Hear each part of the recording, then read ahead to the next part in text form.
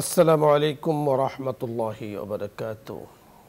ইন্নাল হামদালিল্লাহ ওয়াসসালাতু ওয়াসসালামু আলা রাসূলিল্লাহ ওয়া আলা আলিহি ওয়া আসহাবিহি আজমাইন। আউযু বিল্লাহি মিনাশ শাইতানির রাজীম। বিসমিল্লাহির রাহমানির রাহিম। ওয়া'তাসিমু বিহাবলিল্লাহি জামিআন ওয়া লা তাফাররাকু। সাদাকাল্লাহুল মাওলানাল আযীম ওয়া সাদাকা রাসূলুহুন নবিয়্যুল কারীম। সুপ্রিয় দর্শক মণ্ডলী, কাছে দূরে এবং বিশ্বের যে অবস্থান থেকে চোখ রেখেছেন এই সময়ে নিউজ 24-এর লাইভ অনুষ্ঠান আপনাদের প্রিয় প্রোগ্রাম ইসলাম আমরাকে দেখার জন্য সকলকে আন্তরিক শুভেচ্ছা জানিয়ে আজকের সুন্দর আয়োজন আমরা শুরু করতে যাচ্ছি। আমরা গতকালকে আলোচনা করেছিলাম যে মুসলমানদের ঐক্যের গুরুত্ব তাৎপর্য নিয়ে। আজকে আমরা আলোচনা করব মুসলমানদের ঐক্যের সুফল ও অনেকের কুফল নিয়ে। এই বিষয়টি জানা আমাদের বোঝা অত্যন্ত গুরুত্বপূর্ণ। তাই আজকে এই বিষয় নিয়ে কথা বলার জন্য আমরা দেশের অত্যন্ত পরিচিত মুখ বিজ্ঞ আলিমুদ্দিন শেখ মুফতি শাব্বির আহমদকে আমরা আজকে আহ্বান করেছি। তিনি উপাধ্যক্ষ নয়টারা মডেল কামিল মাদ্রাসা। আসসালামু আলাইকুম। ওয়ালাইকুম আসসালাম ওয়া রাহমাতুল্লাহ। জি জনাব, কেমন আছেন? আলহামদুলিল্লাহ। আলহামদুলিল্লাহ। আজকে আপনার কাছে আমরা জানবো যে মুসলমানদের ঐক্যের ব্যাপারে আল্লাহ তাআলা পবিত্র কোরআন হাকিমে আয়াত নাযিল করে কিন্তু আমাদেরকে পরিষ্কার জানিয়ে দিয়েছেন এবং সুফলও বলে দিয়েছেন, এবং সেখানে কিন্তু কুফলও বলা আছে যে মুসলমানরা ঐক্য থাকলে কি হয়, অনৈক্যের থাকলে কি হয়। তো এই যে ঐক্যের যে সুফলটা এটাও শুনবো, আর কোনো কারণে যদি আল্লাহ না করুন অনৈক্য তৈরি হয় তার কুফলটা কি সেটা আপনার কাছে আমরা খুব অল্প কথায় শুনবো। ইন্নাল হামদুলিল্লাহ ওয়াসসালাতু ওয়াসসালামু আলা রাসূলিল্লাহ ওয়া বা'দ। ফাআউযু বিল্লাহি মিনাশ শাইতানির রাজীম। বিসমিল্লাহির রহমানির রহিম। ওয়া'তাসিমু বিহাবলিল্লাহি জামিআন ওয়া লা তাফাররাকু। আলহামদুলিল্লাহ, আজকে যে বিষয়টা বর্তমান যুগ উপযোগী, সময় উপযোগী বিষয়, যে মুসলমানদের ঐক্যের সুফল এবং মুসলমানদের অনৈক্যের কুফল, যে বিষয়ের আমরা সকলেই ভুক্তভোগী। কোরআনে পাকে আল্লাহ তাআলা পরিষ্কারভাবে বলেন, ওয়া'তাসিমু বিহাবলিল্লাহি জামিআ। আল্লাহর রজ্জুকে, আল্লাহর ইবাদতকে, আল্লাহর হুকুমকে তোমরা সকলে একসাথে ধারণ করো, একত্রে তোমরা এটা গ্রহণ করো। ওয়ালা তাফাররাকু, তোমরা আলাদা আলাদা হইও না, তোমরা বিচ্ছিন্ন হইও না। এর থেকে আমাদেরকে ঐক্যের একটা আদেশ দেওয়া হইতেছে, আর আমাদের বিভিন্ন আমলের দ্বারাও ঐক্যের বিষয়টা আল্লাহ তাআলা আমাদেরকে বুঝিয়েছেন। যেমন হাদিসে আছে, আল্লাহ রসুল বলেন, ফাইদা কাব্বারা কাব্বিরু ওইদা রকা ফারকাউ ওইদা সাজাদা ফাসজুদু, যে তোমরা এক ইমামের পিছনে নামাজ পড়বে, ইমাম যখন তাকবীর দিবে তোমরা সকলে তাকবীর দিবে, এক, আলাদা আলাদা না। অন্য ধর্মের বিষয়টা এমন না, যখন ইমাম রুকুতে যাবে তখন তোমরাও রুকুতে যাবে, ইমাম যখন সেজদায় যাবে তখন তোমরাও সেজদায় যাবে। আরও আছে, আল্লাহ রসুল বলছে, নামাজের কাতার যখন সোজা করা, তো বলতেছে তোমরা এক হয়ে কাঁধে কাঁধ মিলিয়ে তোমরা সোজা হয়ে দাঁড়াও। তোমরা যদি কেউ সামনে কেউ পিছনে এভাবে এলোমেলো হয়ে তোমরা দাঁড়াও, তাহলে এইটাও তোমাদের জীবনের মাঝে অনৈক্য, একতেলাফ, বিশৃঙ্খলার সৃষ্টি করবে। তাহলে মুসলমানদের এক থাকা, ঐক্য থাকা, এর শিক্ষা আমাদের বিভিন্ন পদে পদে জায়গায় জায়গায় আমাদেরকে দেওয়া হয়েছে। এক আয়াতে আল্লাহ রসুল বলেন, ওয়ালা তানাজাউ, তোমরা পরস্পরে বিবাদে জড়াইও না। ওয়ালা তানাজাউ ফাতাফশালু, যদি তোমরা বিভিন্ন দলাদলিতে তোমরা লেগে যাও, ফাতাফশালু, তাহলে তোমরা একেবারে দুর্বল হয়ে যাবে। ওয়াতাযহাবা রিহুকুম, আর তোমাদের রিহ বাতাস, প্রভাব, আমরা বাংলায় বলি বাতাস, যে একটা টায়ারের মাঝে যে বাতাস থাকে, যদি ছোট একটা ছিদ্রও থাকে তাহলে ওই ছিদ্র দিয়ে দেখা যাবে সমস্ত হাওয়া, রিহ, বাতাস একসময় বের হয়ে যায়, সেটা আর ব্যবহারযোগ্য থাকে না। তাই আল্লাহ তাআলা বলতেছেন, ফাতাফশালু ওয়াতাযহাবা রিহুকুম, তোমরা দুর্বল হয়ে যাবে। তোমাদের যে মুসলমান, তোমাদের যে একটা প্রভাব, আল্লাহর নুসরত, সাহায্য যে তোমাদের উপর হবে, এই দিক থেকে তোমাদের সমস্যা হবে, অসুবিধা হবে। এই জন্য আমাদেরকে ঐক্য থাকার কথা বলছেন। আরেক হাদিসে, বিভিন্ন হাদিস আছে এই বিষয়ে, আল্লাহ রসুল বলছেন, মাসালুল মুমিনিনা কাজাসাদিন ওয়াহিদ, দুনিয়ার সমস্ত মুসলমান, চাই সে ভারতের হোক, ফিলিস্তিনের হোক, ইরাকের হোক, শাম, সিরিয়া, যেই দেশেরই হোক না কেন, সমস্ত মুসলমানকে আল্লাহ রসুল বলতেছেন কা জাসাদিন ওয়াহিদিন, যেন একটা দেহের মতো। ইদাশতাকা আইনহু ইদাশতাকা কুল্লু। একজন মানুষের চোখে যদি সে আঘাত পায়, কোনো সমস্যা হয়, তাহলে পুরা দেহ ব্যথায় জর্জরিত হয়। ঠিক তদ্রূপ দুনিয়ার যে কোনো প্রান্তে একজন মুসলমান যদি ক্ষতিগ্রস্ত হয়, আক্রান্ত হয়, তাহলে এই ব্যথাটা দুনিয়ার সমস্ত মুসলমানদের অন্তরে লাগার বিষয়। আরেক হাদিসে আল্লাহ রসুল বলেন, আল মুমিনুনা কাল বুনিয়ান, দুনিয়ার যত মুসলমান আছে এটা একটা অট্টালিকার মতো, এটা একটা দালানের মতো। যে এই দালান, একটা ইটকে 10 ফিট পর্যন্ত একটার উপর একটা রাখা যাবে না, কিন্তু এর একটার পাশাপাশি যখন আরেকটাকে রাখা হবে, তখন 10 ফিট কেন, এটা 10 তলা, 20 তলা, 100 তলাও সেটা করা যাবে। তাই আল মুমিনুনা কাল বুনিয়ান ইয়াশুদ্দু বাযুহু বাযা, এর একটা অংশ আরেকটা অংশকে শক্তি যোগায়। এই জন্য একজন মুসলমান আরেকজন মুসলমানের বন্ধু, সে আপন হয়ে থাকবে। এক দেশের মুসলমান, ভাষা বিভিন্ন হইতে পারে, এক একজন এক এক এলাকার হইতে পারে, কিন্তু আমাদের কাবা এক, আমাদের আল্লাহ এক, আমাদের রসুল এক, আমাদের কেবলা এক, আমাদের কিতাব এক, আমাদের রসুল এক, আমাদের অনেক কিছু, বরং সব কিছু আমাদের এক। যেহেতু সব কিছু আমাদের এক, আমাদের একই থাকতে হবে। ব্যক্তিগতভাবে কোনো মতানৈক্য থাকতে পারে, একতলাফ থাকতে পারে, কিন্তু দ্বীনের খাতিরে, ধর্মের খাতিরে, ইসলামের খাতিরে বিভিন্ন সময় যত কিছু আছে বাধা, এগুলো উপেক্ষা করে আমাদেরকে এক থাকতে হবে।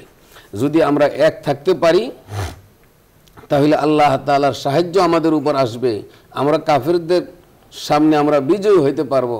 আর যদি আমরা এক থাকতে না পারি, বর্তমান বিশ্বের রিপোর্ট যে পৃথিবীর যত সম্পদ আছে, খাজানা আছে, তার 65% উপরে হইল মুসলমানদের হাতে। কিন্তু 65% মুসলমানদের হাতে, আর তাদের হাতে কতটুকু রইল? মাত্র 35। এই 35% তাদের কাছে, কিন্তু তারা আজকে পুরা বিশ্বের ব্যবসা, অস্ত্র, যুদ্ধ সব কিছু তাদের হাতে, তারাই করতেছে। আমরা মুসলিমরা মজলুম। আজকে আমরা কেন মজলুম?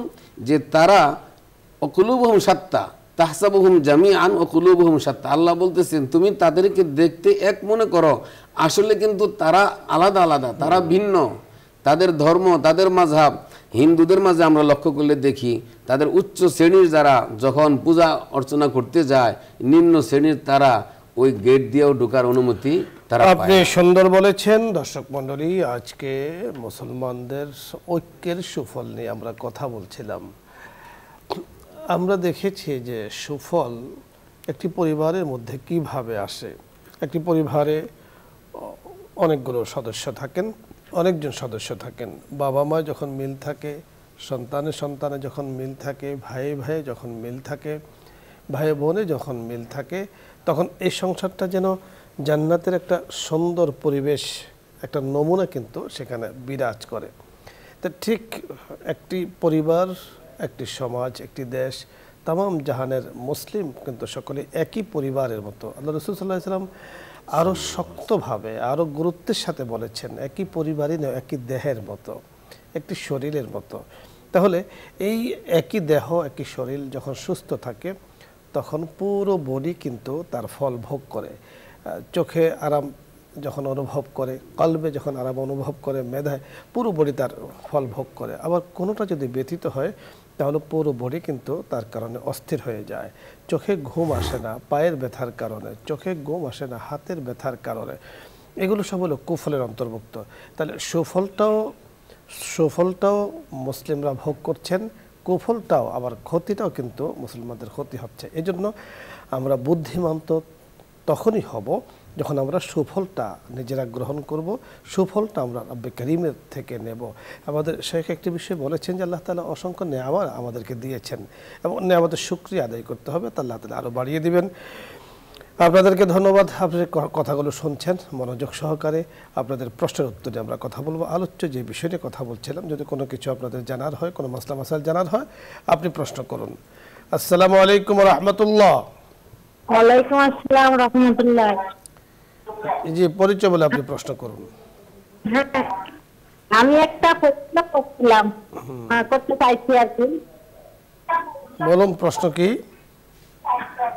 হ্যাঁ, ওই যে আপনার ইসলামী ব্যাংকে যে আমরা টাকা রাখার জন্য ইসলাম নির্দেশ দিয়েছে, আমাদেরও সেটা আহ, ইচ্ছা রাখছে, কিন্তু ইসলামী ব্যাংকে ইসলাম থেকে বলছে যে সুদ নেওয়া এবং সুদ দিয়া দুটোই নিষেধ, দুটোই হারাম।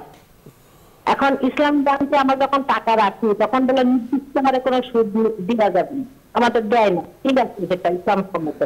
যখন ওখান থেকে আমরা লোন নিই তখন নির্দিষ্ট হারে ওরা ওরা সুদ নেয়। কি ব্যাপার, আপনি ওই ব্যাপারে কি বলবেন? অনেক কিছু বলার আছে, আপনি শুনতে থাকুন, আমরা কথা বলছি। আমার সামনে বসে এক গরিব লোন নিচ্ছে, আমি স্টেট বসা সেখানে, সে আপনি শুনতে থাকুন, আমরা কথা বলছি। জি, আসসালামু আলাইকুম। আলহামদুলিল্লাহ, ব্যাংকিং ব্যবস্থা আমাদের দেশে মোটামুটি দুই ধরনের ব্যাংকিং ব্যবস্থা। একটা সরাসরি সুদ ব্যবস্থা, আরেকটা হলো ইসলামিক ব্যাংক ব্যবস্থা। যেটা সরাসরি সুদ ব্যবস্থা, এটা তো কোনোভাবেই বৈধতার প্রশ্ন আসে না। আর যেটা ইসলামিক ব্যাংক ব্যবস্থা, এটা আল আরাফা হোক, শাহজালাল হোক, আরও যতগুলো আছে, এখন তারা যথাসম্ভব চেষ্টা করে আপনার টাকা পয়সাটা শরীয়ত ভিত্তিক ব্যবহার করতে, তারা খাটাইতে। আমাকে যদি তারা লোন দেয়, তারা শরিয়া ভিত্তিক দেয়। আমাকে যখন তারা লাভ দেয়, এটাও আমরা জানি, এবং তারা কথা বলে পরিষ্কারভাবে যে তারা শরিয়া ভিত্তিক দেয়। তো এই জন্য শরিয়া ভিত্তিক যেহেতু দেয়, এরপরও আমরা জানি সমস্ত ব্যাংকের সাথে বাংলাদেশ ব্যাংকের একটা সম্পর্ক। ওই ব্যাংকে একটা মোটা অঙ্কের টাকা রাখতে হয়, ওই টাকাটার কিছু সুদ আসে।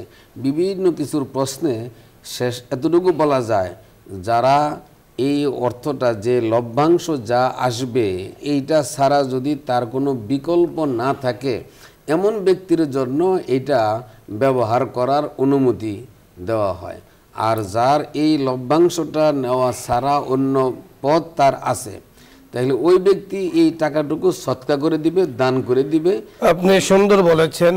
ব্যাংকিং ব্যবস্থার আলোচনা আসলে অনেক ব্যাপক। খুব সংক্ষেপে আমরা যে বিষয়টি বলবো, যে সুদী ব্যাংকের নিয়ে আমরা কোনো কথা বলছি না, ইসলামিক ব্যাংক নিয়ে শায়েখে বলেছেন, আপনি বুঝতে পেরেছেন। এবং তারা বলছেন যে ইসলামী রীতি অনুযায়ী শরিয়া ভিত্তিক লেনদেন করে থাকেন। তো সেখানে আপনার আস্থা, বিশ্বাস, আপনার তথ্য তালাশ, অনুসন্ধান সব যদি আপনাকে সাক্ষ্য দেয়, আপনাকে বলে, তাহলে আপনি লেনদেন করবেন। কেউ যদি এরপরও অন্য কিছু করে থাকে, তাহলে দায়ভার কিন্তু তার, আপনার নয়, আমার নয়। যেহেতু আমরা পুরো পলিসিটা কিন্তু আমাদের জানা নেই, আমরা যতটুকু জাস্ট লেখা আছে যে শরিয়া ভিত্তিক পরিচালনা করছেন এবং লেনদেন করছেন, এটার উপরে আপনার আস্থা হলে আপনি সেখানে লেনদেন করতে পারেন। এবং তারা যে কথা আপনাকে বলছে, আপনার বিশ্বাস যখন জন্মবে, আপনি কিন্তু সেটা করতে পারেন। সেখানে কিন্তু এখানে বলেছেন যে যেহেতু বুনিয়াদে, অর্থাৎ যখন ব্যাংকের অনুমোদন হয়, তখন একটা মোটা অঙ্কের অর্থ দিতে হয়, সেখানে সুদের একটা কারবার আছে। এই জন্য বিষয়টি কিন্তু আমরা আপনাকে বুঝিয়ে বলার চেষ্টা করেছি, আপনার উপরে ছেড়ে দিলাম। পরে দর্শক, আসসালামু আলাইকুম রহমতুল্লাহ। ওয়ালাইকুম সালাম ওয়া রাহমাতুল্লাহি ওয়া বারাকাতুহু। হুজুর, আমি ধরমপাড়া সুনামগঞ্জ থেকে ইনুল বলছিলাম। জি, প্রশ্ন করুন। হুজুর, প্রশ্নটা হলো যে আল্লাহ রাসূল বিদায় হতে বলেন যে আমি তোমাদের মধ্যে দুইটা জিনিস রেখে যাচ্ছি, আল্লাহর প্রদত্ত কোরআন, রাসূলের সুন্নাহ। জি, এখন বর্তমান বিশ্বে মুসলমানদের মধ্যে ঐক্যের প্রধান কারণ এই আপনার কোরআন এবং সুন্নাহর উপর প্রতিষ্ঠিত না থাকার কারণ বলে আপনারা মনে করেন কিনা? জি, আপনি শুনতে থাকুন, আমরা কথা বলছি। আলহামদুলিল্লাহ, বিদায় হজে আল্লাহ রসুল তো পরিষ্কার বলছেন, তারাকতু ফীকুম আমরাইন লান তাদিল্লু মা তামাসসাকতুম বিহিমা, কিতাব আল্লাহি ওয়া সুন্নাত রাসূলি। এখন আল্লাহর কিতাব আর রসুলের সুন্নত, বিষয়টা উচ্চারণে সহজ, আসলে বিষয়টা অনেক ব্যাপক। এর কোরআন অনেক ব্যাপক বিষয়, তাফসির ব্যাপক বিষয়, হাদিস লক্ষ লক্ষ, অনেক ব্যাখ্যা আছে। কিন্তু আসলে এই কোরআন আর হাদিস যদি আমরা মানি, এই অনুযায়ী আমরা চলি, তাহলে কোনো অনৈক্য আমাদের থাকতে পারে না। কিন্তু বিভিন্ন কারণে আমাদের মাঝে কিছু মুনাফিক, যেমন হযরত উসমান রাদিয়াল্লাহু তাআলা আনহুর সময় আব্দুল্লাহ বিন সাবাহ, সে নামে মুসলমান হয়েছিল, কিন্তু আসলে সে মুসলিম ছিল না। মুসলমানদের মাঝে একটা একতলাফ, একটা বিশৃঙ্খলা সৃষ্টি করার জন্য মূলত সে মুসলমান নিজেকে দাবি করছে। এরকম যুগে যুগে কিছু ব্যক্তি যারা মূলত মুসলমান ছিল না কিন্তু নিজেকে মুসলমান বলে দাবি করার কারণে তাদের সাধারণ পরিচয় মানুষ আল্লাহ তাদেরকে তাআলা মুসলমান মনে করে। তাদের পরিচয় আল্লাহ তাআলা কোরআনে দিয়েছেন যে তারা তাদের মুখ দিয়ে যা বলে অন্তরে তা বলে না, তারা আসলে মুনাফিক। এই মুনাফিকের জামাত, এই মুনাফিকের দল রাসূলের জামানায় ছিল, এর আগেও ছিল, মাঝামাঝিও ছিল, বর্তমানে আছে, কিয়ামত পর্যন্ত থাকবে। সংখ্যায় কম হবে না, সংখ্যায় বাড়তে থাকবে। আল্লাহ রাব্বুল কারীম বলেছেন যে তারা যখন আপনার কাছে আসে, বলে যা যা আপনার কাছে আসবে, তারা বলবে ক্বালু ইন্নাকা লারাসূলুল্লাহ, আমরা সাক্ষ্য দিচ্ছি যে আপনি আল্লাহ তাআলার রাসূল। আল্লাহ তাআলা বলেন আল্লাহু, আল্লাহ তাআলা নিজেই বলেন যে আল্লাহ নিজেই জানেন যে এরা হলো লাকাযিবুন, তাদের দাবিতে তারা হলো মিথ্যাবাদী। তো মুনাফিকদের কারণে অনেকের তৈরি হয়, বিভিন্ন কুফরের কারণে অনেককে তৈরি হয়। আপনি যে বিষয়টি জানতে চেয়েছেন যে কোরআন সুন্নাহ অনুযায়ী জীবন পরিচালনা করলে, সকল কিছু চললে ঐক্যের সুফল সকলের কাছে থাকবে, আর কোরআন সুন্নাহ অনুযায়ী না মানার কারণে স্বাভাবিক কারণে কোরআন মানলে ঐক্য হবে, না মানলে পরেরটা হবে, যেটা অনৈক্য সেটা হবে। তো আল্লাহ রাব্বুল কারীমের তৌফিক কামনা করতে হবে, আল্লাহ তাআলার কাছে সকলের হিদায়াতে দোয়া করতে হবে যাতে আল্লাহ রাসূল যা বলেছেন তার উপরে আমরা চলতে পারি। পরে দর্শক, আসসালামু আলাইকুম ওয়া রাহমাতুল্লাহ।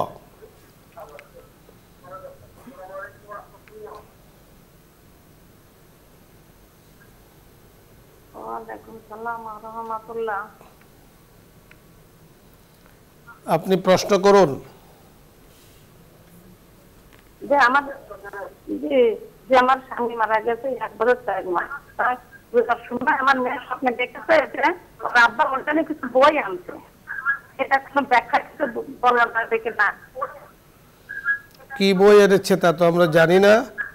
হ্যাঁ, কি বই আনতে না?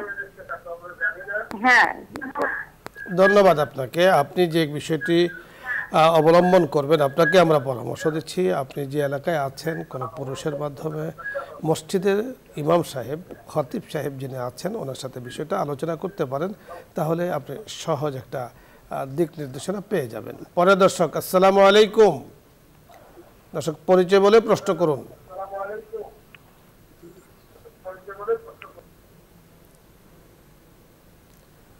আসসালামু আলাইকুম ওয়া রাহমাতুল্লাহ। দর্শক শুনতে পেয়েছেন, সম্ভবত কানেকশন পাচ্ছেন না। পরে দর্শক, আসসালামু আলাইকুম ওয়া রাহমাতুল্লাহ।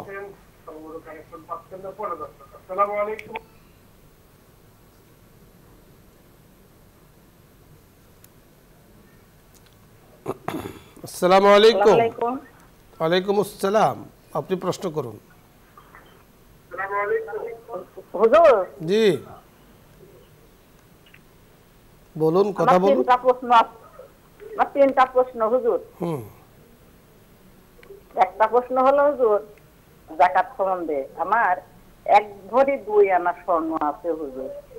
আমার স্বামীর আর কোনো টাকা, আমার আর কোনো কিছু নাই হুজুর। জি, তো ওই এক ভরি 2 আনার স্বর্ণের কি যাকাত হবে হুজুর? জি জি। দ্বিতীয় প্রশ্ন হুজুর, আমার ছেলের আব্বু সরকারি চাকরি করতো, রেলওয়ে ছোট একটা চাকরি করতো, ওই পেনশন 8,900। আমি 8,000 টাকা এই ইসলামী শরীয়তে ডিপেন্ড করেছি। আমি আল্লাহর কাছে নিয়ত করছি, আল্লাহ বড় বালামত যদি আমার না আসে তাহলে এই টাকাতে আমি হজে যাব। তাহলে এই টাকারও কি আমার যাকাত দিতে হবে কিনা বুঝতে পেরেছি। 3 নম্বর প্রশ্ন। 3 নম্বর প্রশ্ন হুজুর, আমার একটা বাচ্চা ওই 10 মাসের বাচ্চাই হুজুর, ওই ডেলিভারি হওয়ার সময় আমার বড় সমস্যা হয়েছিল। সমস্যার কারণে ডাক্তার বলেছিল যে মা বাঁচলে বাচ্চা বাঁচবে না, বাচ্চা বাঁচলে মা বাঁচবে না। তখন আমার ডাক্তার আমার গার্জেনের সঙ্গে পরামর্শ করে আমার বাচ্চাকে নষ্ট করে দিয়েছিল হুজুর, আর আমাকে বাঁচাইছিল। ওই বাচ্চাকে আমি কিয়ামতের ময়দানে পাবো হুজুর? অবশ্যই অত্যন্ত গুরুত্বপূর্ণ প্রশ্ন আপনি জানতে চেয়েছেন।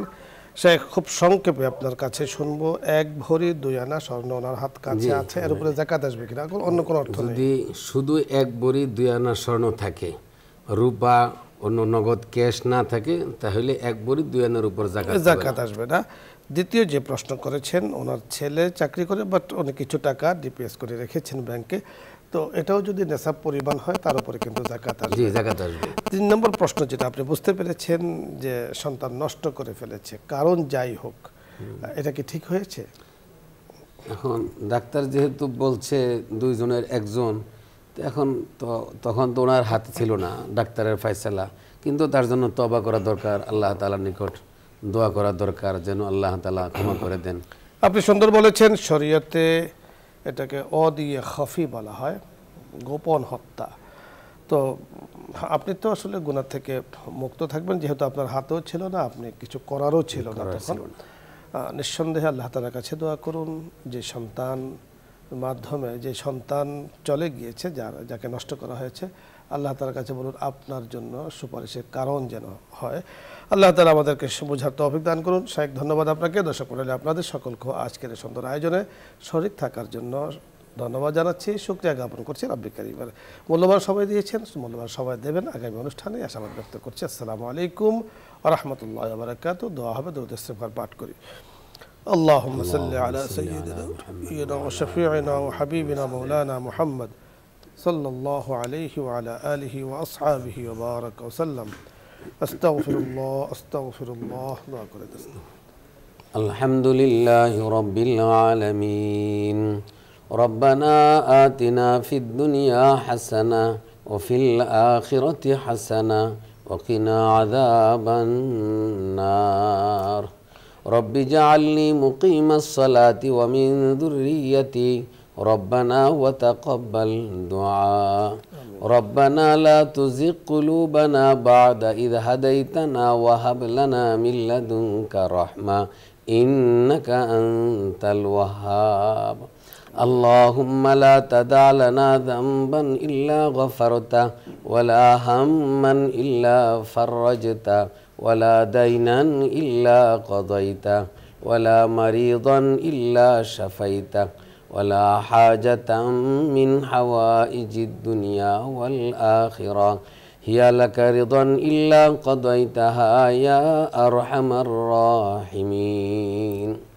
يا رب العالمين يا أكرم الأكرمين يا مجيب الدعوات يا مجيب السائلين.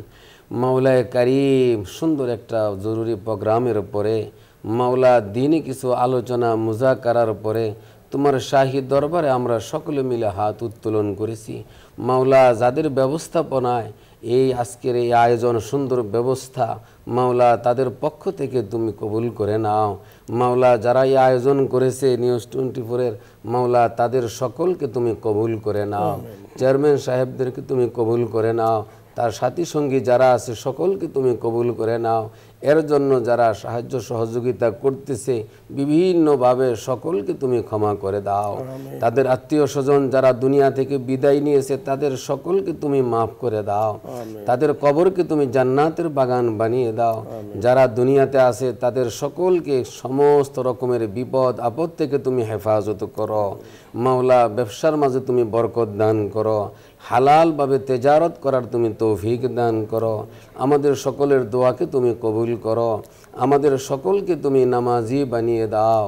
আমাদের সকলকে তুমি নামাজি বানিয়ে দাও। 5 ওয়াক্ত নামাজ নিয়মিত আদায় করার তুমি তৌফিক দান করো। হালাল পথে আয় করার তুমি তৌফিক দান করো। হালাল পথে ব্যয় করার তুমি তৌফিক দান করো। প্রতিদিন যে দ্বীনি বিষয়গুলোর আলোচনা হয়, মাওলা যারা মনোযোগ দিয়ে শুনে বিভিন্ন ধরনের প্রশ্ন করে উত্তর নেয়, মাওলা সকলকে বুঝার তুমি তৌফিক দান করো, সকলকে আমল করার তুমি তৌফিক দান করো।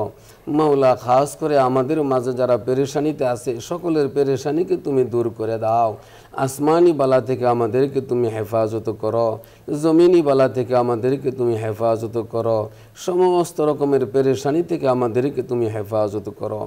মাওলা, খাস করে আমাদের মাঝে যারা অসুস্থ আছে সকলকে তুমি সুস্থ করে দাও, আমাদের সকলকে তুমি সুস্থ করে দাও। মাওলা, সুস্থতার সাথে তোমার গোলামি করার তুমি তৌফিক দান করো, সুস্থতার সাথে তোমার গোলামি করার তুমি তৌফিক দান করো। রমজানুল মুবারক চলে গেছে মাওলা, শাওয়াল মাস চলতেছে মাওলা, 6 রোজা আমাদের অনেকেই রাখতেছে, সকলের রোজাগুলোকে তুমি কবুল করে নাও, সকলের রোজাগুলোকে তুমি কবুল করে নাও, সকলের জিন্দেগীর সমস্ত গুনাহগুলোকে তুমি মাফ করে দাও। তোমার মর্জি মুআফিক আমাদেরকে চলার তুমি তৌফিক দান করো। ওয়াসাল্লাল্লাহু তাআলা আলা খায়রি খালকিহি সাইয়্যিদিনা মুহাম্মাদিন ওয়া আলিহি ওয়া আসহাবিহি আজমাইন বিরহমাতিকা ইয়া আরহামার রাহিমিন।